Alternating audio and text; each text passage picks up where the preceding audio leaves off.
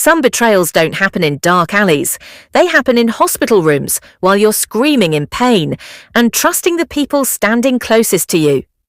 This happened on the day I gave birth. The delivery room was cold, bright lights, beeping machines, pain tearing through my body but I wasn't afraid, because I believed one thing.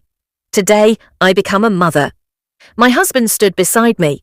Outside the room, my mother-in-law paced back and forth, telling everyone how worried she was, how she hadn't slept all night praying for me. Then the doctor walked in.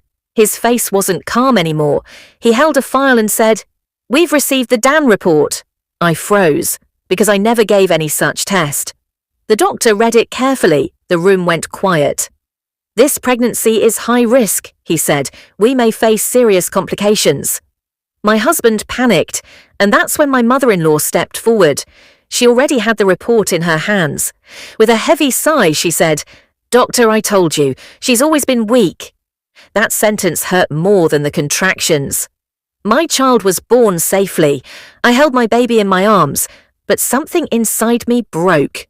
Days later, while I was recovering, a nurse pulled me aside. Her voice was low.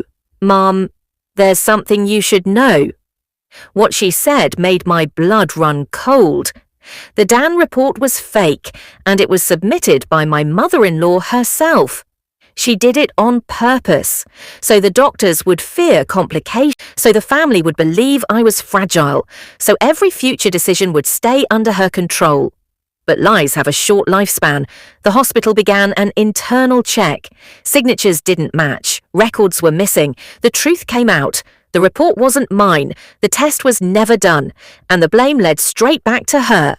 The woman who loved to point fingers was suddenly surrounded by questions. My husband finally saw what I had been living with. The house went silent. Respect shifted. Power changed hands. And my mother-in-law? She tried to faint under the weight of her own lies. But this time, there was no sympathy, only consequences.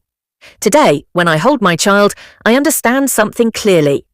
Some people don't attack you with words. They attack you with paperwork, with fake concern, with carefully planned cruelty.